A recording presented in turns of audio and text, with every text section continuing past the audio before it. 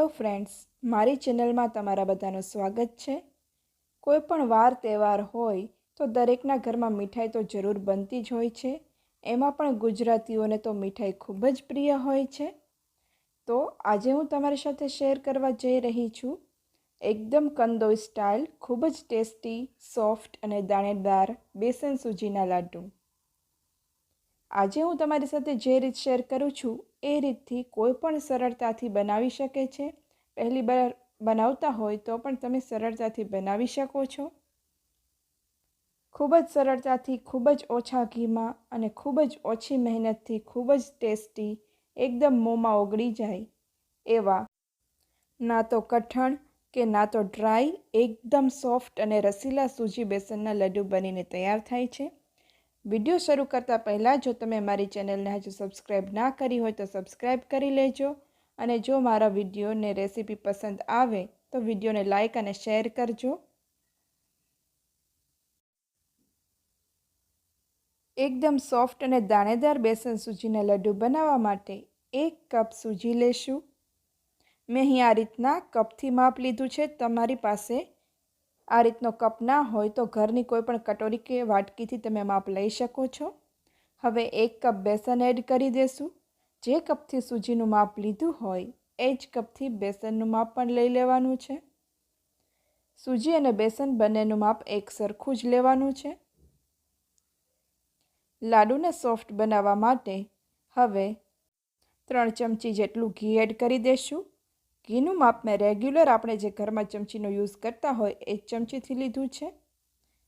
હવે ઘીને ખૂબ જ સારી રીતે સૂજી અને બેસન સાથે મિક્સ કરી લેશું। ઘીનું પ્રમાણ બરાબર છે કે નહીં એ કેવી રીતે ખબર પડશે?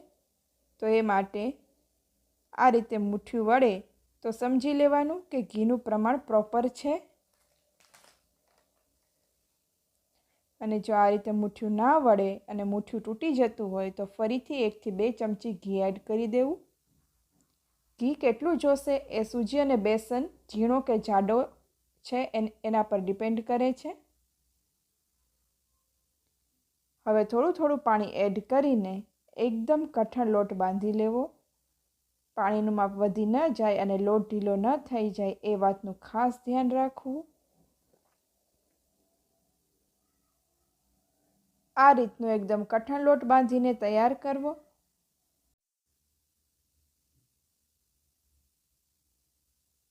હવે આ રીતે આપણે મુઠિયા તૈયાર કરી લેશું।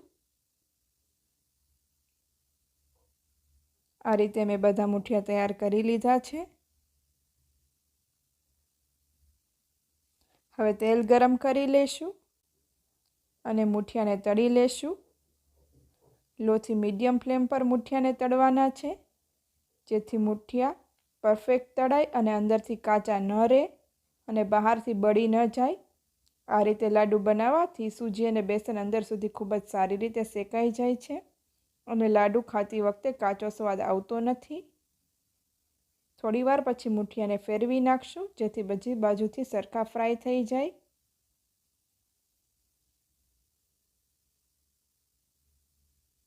આ રીતે મુઠિયા ફાટી જાય તો સમજવું કે તમારો લોટ બાંધતી વખતે પરફેક્ટ કઠણ બંધાણો હતો।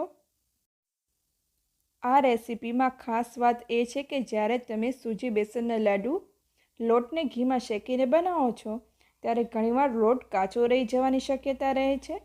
લોટ સરખો શેકાય નહીં અથવા તો વધારે પડતો શેકાઈ જાય તો થોડો કડવો થઈ જતો હોય છે। એવી પરેશાની આ રીતમાં નહીં થાય। આ રીતથી લાડુ એકદમ પરફેક્ટ, સોફ્ટ અને દાણેદાર બને છે અને લોટ કાચો રહેવાની કે વધારે શેકાઈ જવાની ચિંતા રહેતી નથી। આ રીતે મુઠિયા ગોલ્ડન બ્રાઉન કલરના થાય ત્યાં સુધી ફ્રાય કરવાના છે। ગોલ્ડન બ્રાઉન કલર થઈ જાય એટલે મુઠિયાને કાઢી લેશું અને આ જ રીતે બાકી બચેલા મુઠિયાને પણ તળી લેવાના છે। બાકી રહેલા મુઠિયા પણ તળાઈ ગયા છે। લો મીડિયમ ફ્લેમ પર બધા મુઠિયા તળીને રેડી છે। હવે ઠંડા થવા દેશું। મુઠિયા ઠંડા થાય ત્યાં સુધીમાં આપણે ચાસણીની તૈયારી કરી લેશું। એ માટે એક પેનમાં 1 કપ ખાંડ લેવાની છે। આપણે સૂજી પણ 1 કપ લીધી હતી અને બેસન પણ 1 કપ લીધું હતું અને ખાંડ પણ 1 કપ લેવાની છે। ત્રણેયનું માપ સરખું લેવાનું છે। જો તમે વધારે કે ઓછા માપથી બનાવતા હોય તો પણ ત્રણેયનું માપ સરખું જ રાખવું. હવે અડધો કપ પાણી એડ કરીશું. ખાંડ કરતાં અડધું પાણી લેવાનું છે. ખાંડ 1 કપ હતી તો આપણે અડધો કપ પાણી જોશે. હવે મીડિયમ ફ્લેમ પર ખાંડ ઓગળે ત્યાં સુધી ચલાવતા રહીશું. આપણે અહીં 1 તાર કે 2 તારની ચાસણી લેવાની જરૂર નથી. ફક્ત ખાંડ ઓગળે ત્યાં સુધી જ ગેસ ચાલુ રાખવાનો છે. ખાંડ ઓગળી ગઈ છે તો હવે આપણે ગેસ બંધ કરી દઈશું. તમે જોઈ શકો છો કે આ રીતે મધ જેવી ઘાટી ચાસણી છે. મધ જેવું ટેક્સચર આવે એટલે પરફેક્ટ છે. આપણે આમાં 1 તાર કે 2 તારની કોઈ જરૂર નથી. હવે આપણા મુઠિયા પણ થોડા ઠંડા થઈ ગયા છે અને આ રીતે હવે તોડીને નાના પીસ કરી લેશું જેથી પીસવામાં સરળતા રહે. મુઠિયા એકદમ ઠંડા થઈ જાય પછી મિક્સરમાં પીસી લેશું. મુઠિયાને દરદરા પીસવાના છે જેથી લાડુ એકદમ દાણેદાર બને. આ રીતે દાણેદાર પીસી લેવાનું છે. સૂજી પણ સરસ ફૂલી ગઈ છે, તમે જોઈ શકો છો. હવે એક મોટા વાસણમાં કાઢી લેશું અને હવે હું અડધી ચમચી જેટલો એલચીનો પાવડર એડ કરી દઉં છું. એનાથી લાડુનો ટેસ્ટ ખૂબ જ વધી જાય છે.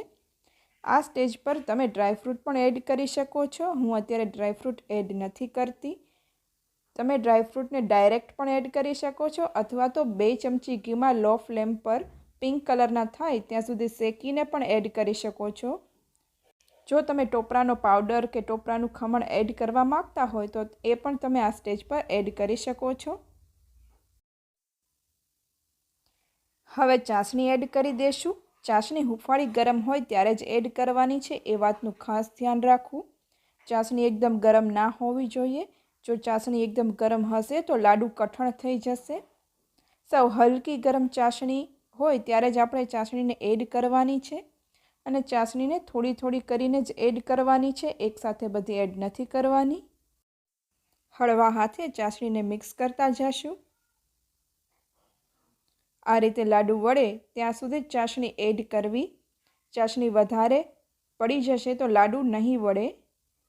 તો ચાસણી લાડુ વળે એટલા માપની જ એડ કરવી. જો તમારી ચાસણી થોડી બચી જાય તો તમે એને બીજી કોઈ રેસીપીમાં યુઝ કરી શકો છો અથવા તો કોઈ શરબતમાં પણ તમે એનો યુઝ કરી શકો છો. આ રીતે આપણે લાડુ વાળીને બધા તૈયાર કરી લેશું. લાડુની સાઇઝ તમે તમારી રીતે રાખી શકો છો. આપણા સોફ્ટ દાણેદાર અને એકદમ રસીલા કંદોઈ જેવા જ સૂજી બેસનના લડ્ડુ બનીને તૈયાર છે. તમે જોઈ શકો છો એકદમ સોફ્ટ અને એકદમ દાણેદાર લાડુ બનીને રેડી છે. તમે પણ આ રીતથી સૂજી બેસનના લડ્ડુ એકવાર જરૂર બનાવજો અને કેવા બન્યા એ કોમેન્ટ કરીને જણાવજો. આ લાડુ લાંબા સમય સુધી સારા રહે છે તો તમે ટ્રાવેલિંગમાં પણ સાથે લઈ જઈ શકો છો. વિડીયો ગમે તો વિડીયોને લાઇક કરજો. રેસીપી પસંદ આવે તો વિડીયોને શેર કરજો અને ચેનલને હજુ સુધી સબસ્ક્રાઈબ ના કરી હોય તો મારી ચેનલને સબસ્ક્રાઈબ કરી લેજો.